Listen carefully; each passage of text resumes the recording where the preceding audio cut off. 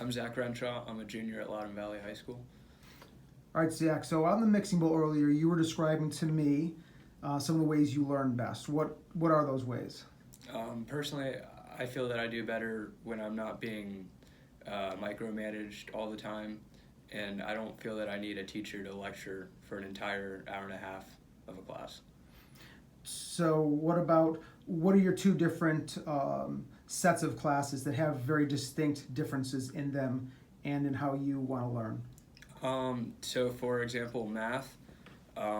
For me personally, all I need is for the teacher to go over a few problems as I do them along with them, and that's usually enough to learn for me.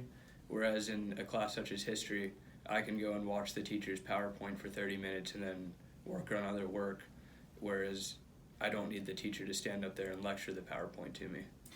Do you think that there are students that you're friends with that don't learn the same way you're describing? Yeah.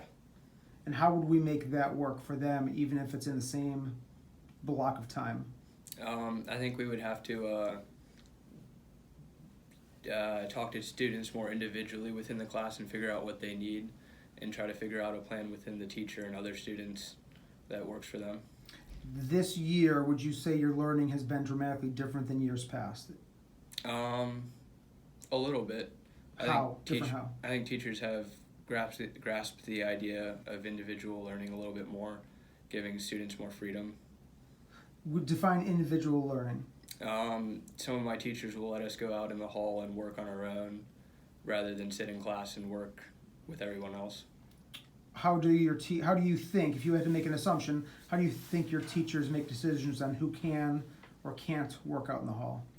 Probably based on maturity, how capable they are of getting their work done, their previous track record. Do you see students who say, I want to go to the hall, and the teacher says no? Sometimes, yeah. And are you out of one particular, are you out of any classes more so than others? Yes.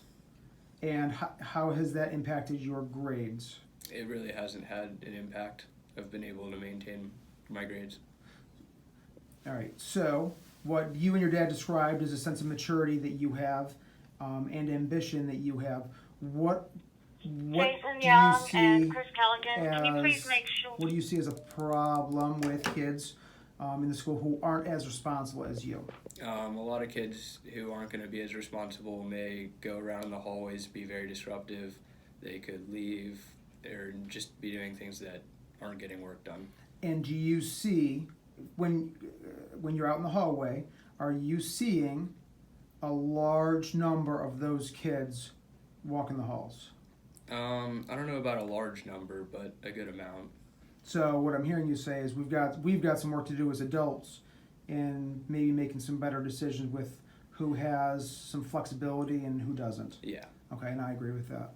Is there anything else you think that is important with some of the changes that have occurred at Valley? What do you mean? Like, do you have any feedback or suggestions for improvements?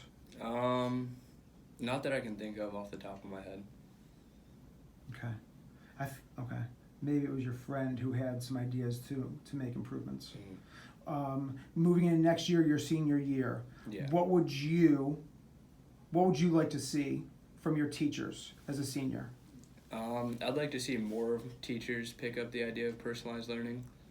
Okay, without using the term, what does that look like, or what does that mean to you? Allowing students to choose a way of learning that works better for them within class.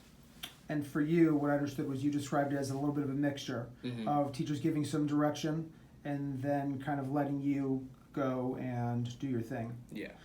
Currently, with the teachers that are doing that for you, what would happen if you had a grade or grades that were falling? How would your teachers respond? They probably would say, no, you need to get that up. And what would that look like during class time? Would they give you the freedom that you have now? Probably not. Would you say that's across the board with your current set of teachers? If your grades were dropping, that they would pull you in? Yeah. Okay.